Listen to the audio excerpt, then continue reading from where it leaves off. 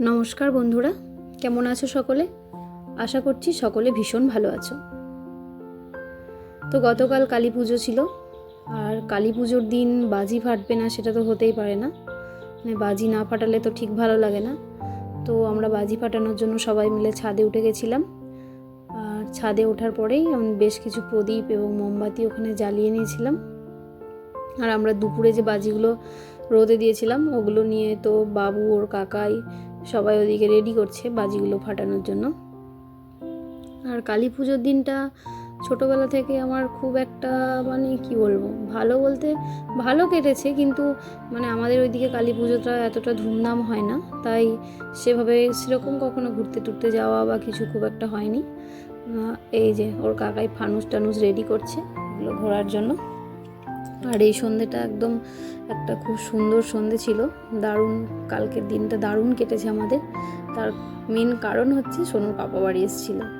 ওর পাপা বাড়ি এসেছিলো 2 ঘন্টার জন্য, শুধুমাত্র সোনুর সাথে একটু খেলবে বলে, ওর সাথে একটু বাজি পোড়াবে বলে।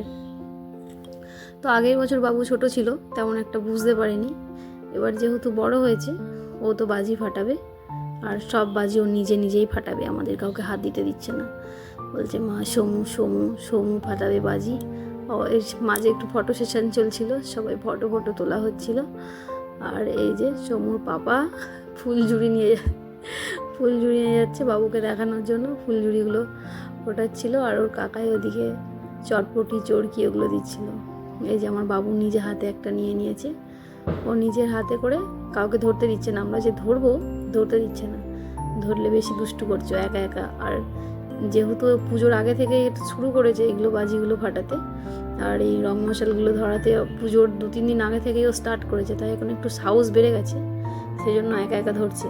মানে প্রথম দিনকে কিন্তু একা একা ধরতে চাইছিল না। আর ওর ঠাম্মিও নিয়ে নিয়েছে। এই যে সবাই মিলে খুব সুন্দর বেশ দারুণ সন্ধ্যাটা কাটছিল, আর ভীষণ হাসি মজা একদম আড্ডার মধ্যে দিয়ে সন্ধ্যাটা যে কীভাবে কেটে গেল, দারুণ দারুণ লেগেছে কালকের সন্ধ্যাটা।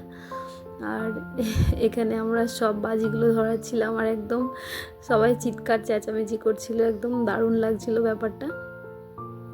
আর এই যে বাবুর কাকাই, ওর কাকাই তো সব চরকি, তারপরে ওইগুলো কি বলে জেনারেটর, আর যা যা ছিল আর কি, চটপটি না কি বলে, হ্যাঁ ওইগুলো ওর কাকাই ওগুলো সব ধরেছে। আমার তো ভীষণ ভয় লাগছিল, আমি এগুলোতে একটু ভয়ই পাই। মানে আমি এগুলো ধরাতে পারবো না, ধরাতে গেলেই আমার ভয় লাগে, দেখবো আর কি। দূর থেকে দেখেছি, আমি দূর থেকে দেখছিলাম। আর যখন তো ওগুলো ফাটফাট করে ফাটছিল, তো বাবু তো একদম সে চিৎকার করছিল, একদম হাসছিল, আর ওর খুব মজা হচ্ছিল এগুলো দেখতে।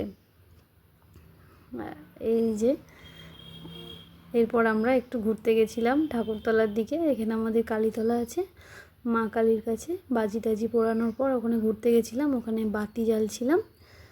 এই তো বাবুর বাবা সবাই আমরা এখানে গেছিলাম, মন্দিরে গেছিলাম। মন্দিরে একটু ঘোরাঘুরি করে তারপরে আবার ওর পাপা তো ডিউটি যাবে, তাই আবার বেশিক্ষণ ছিলাম না, অল্প একটু ছিলাম। ওখানে একটু বাতি জ্বালালাম, বাবু একটু রং মশাল জ্বালালো।